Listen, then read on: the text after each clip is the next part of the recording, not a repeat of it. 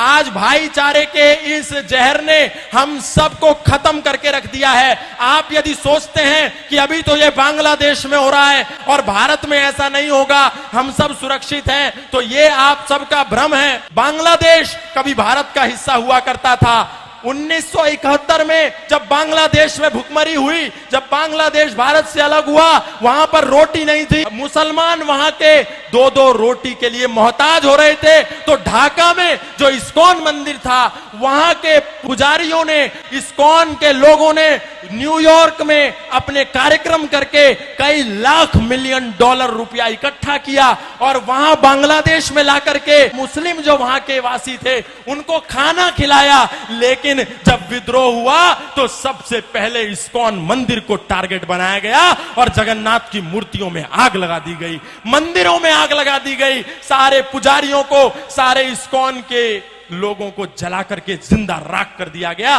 बांग्लादेश में जितने भी वो दंगाई थे आए और देखा कि ये हिंदू है, इसीलिए उनकी दुकानों में, उनके घरों में, उनके आशियानों में आग लगा दी गई। और हमको ऐसा लगता है कि हमारे भाई हैं। गाय को काट करके रोटी के साथ खाने वाले और गाय को अपने घर में बनी पहली रोटी देने वाले कभी भी भाई नहीं हो सकते, कभी भाई नहीं हो सकते।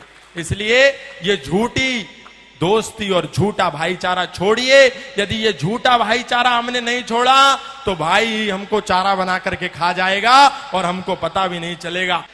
अरे हम ही तो कह रहे हैं सर्वे भवन्तु सुखिनः, सर्वे सन्तु निरामया, सर्वे भद्राणि पश्यन्तु मा कश्चित् दुःख भाग् भवेत्। हमारे मंदिरों से ही तो आवाज आती है, इंद्रम वर्धन्तु अप्तुरा कृण्वन्तो विश्वमार्यम अपाघ्नन्तो रावणा। लेकिन आपको ऐसा लगता है कि जैसे ये सनातन धर्म के मंच संपूर्ण विश्व के कल्याण की मांग करते हैं, शायद उनकी मस्जिदों से, शायद उनके मदरसों से भी इसी कल्याण की मांग की जाती होगी। क्योंकि आपको समझ में नहीं आता, जो दिन में 5 समय आवाज आती है, ला इलाहा इल्लल्लाह मुहम्मद रसूलुल्लाह अशहदु अल्ला इलाहा इल्लल्लाह हुवा अशहदु अन मुहम्मदन अब्दुहु व रसूलुहु। उसका मतलब क्या है? इसका मतलब है कि इस दुनिया में अल्लाह के सिवा कोई इबादत करने योग्य नहीं है और मोहम्मद के सिवा उसका कोई रसूल नहीं है। इसीलिए यदि हम अल्लाह के सिवा यदि किसी की पूजा करते हैं तो हम काफिर हैं, हम मुशरिक हैं, हम नापाक हैं और हम वाजिबुल कत्ल हैं। यदि कोई दिखे जो अल्लाह के सिवा किसी की इबादत करता हो तो उसका कत्ल कर दो, उसका प्रतिकार करो, उस पर पत्थर बरसाओ।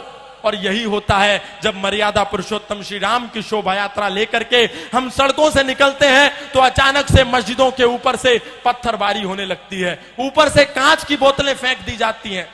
इसका तात्पर्य क्या है? हमको लगता है अचानक कैसे हुआ? अचानक नहीं हुआ, आपको तो दिन में 5 बार चेतावनी दी जा रही थी, आप ही नहीं सुन रहे थे।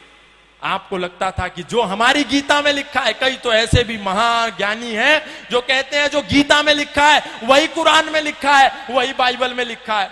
और यही कहते कहते आज हमारे सनातनियों को 10 राज्यों में अल्पसंख्य कर दिया गया।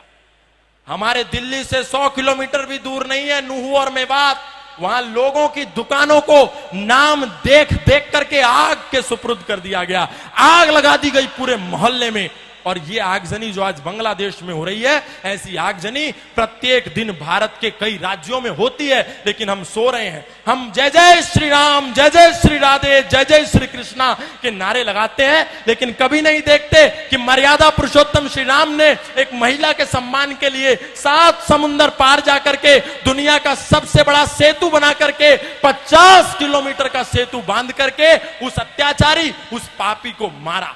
मतलब ये हम सीखते नहीं, केवल सिया राम जय जय राम और कहानी खत्म। बस हमको इतने में ही शॉर्टकट रास्ते में मोक्ष चाहिए। हम ये नहीं कहते कि हम किसी का प्रतिकार करें, हम ये भी नहीं कहते हम किसी से हिंसक हो जाएं, लेकिन हम ये कहते हैं हम किसी पर अटैक ना करें तो कम से कम अपने पास डिफेंस का साधन रखें। सनातन धर्म कभी भी पहले अटैक के लिए नहीं कहता, लेकिन सनातन धर्म आत्मरक्षा की बात करता है, डिफेंस की बात करता है। अग्रतश्चतुरः वेदा पृष्ठतः सस्रम धनु इदम ब्रह्मम इदम शस्त्रम शापादपि शरादपि शस्त्रेण रक्षति ही राष्ट्र शास्त्र चर्चा प्रवर्तते। विश्वामित्रादि ऋषियों के यज्ञ हवन भी तभी सफल होते हैं जब पहरे पर स्वयं धनुर्धर राम खड़े होते हैं। यदि हमारे पास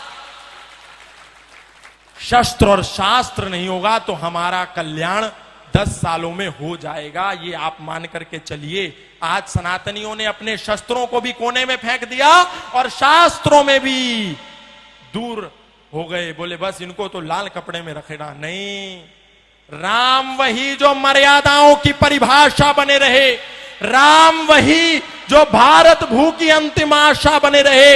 अरे जिसने राजमहल के वैभव को सन्यासी बना दिया, जिसने खुद को राजा से हंसकर वनवासी बना दिया, माना उसकी जन्मभूमि मुद्दे पर हर काम जरूरी है, मगर अयोध्या से पहले हर दिल में राम जरूरी है, मगर अयोध्या से पहले।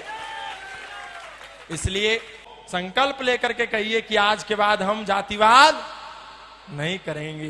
जातिवाद को नहीं छोड़ा तो वही हाल होगा जो बांग्लादेश में हुआ। किसी ने जाकर के नहीं पूछा कि तुम ब्राह्मण हो क्या, तुम जाट हो क्या, तुम गुजर हो क्या, तुम मणिया हो क्या, तुम मारवाड़ी हो क्या, तुम तेली हो क्या, तुम धोबी हो क्या। बांग्लादेश में जितने भी वो दंगाई थे आए और देखा कि ये हिंदू है, फिर वो चाहे जाट था, चाहे गुजर था, चाहे इस्कॉन का था, चाहे आर्यों का था, चाहे राधा स्वामी था, चाहे निरंकारी था, उसने देखा कि ये हिंदू था। इसीलिए उनकी दुकानों में, उनके घरों में, उनके आशियानों में आग लगा दी गई। इसीलिए कुछ दिन के लिए इस जातिवाद के जहर से बाहर निकलिए और एक होकर के सब लोग ओम ध्वज के नीचे आ जाइए। तो एक होकर के ओम ध्वज के नीचे तभी काम बनेगा, क्योंकि वो सब चांद सितारे के नीचे हैं। चाहे बरेलवी हो, चाहे अहमदिया हो, चाहे मोहम्मदी हो, चाहे कुरैशी हो, सब एक हैं, लेकिन हम बटे हुए हैं।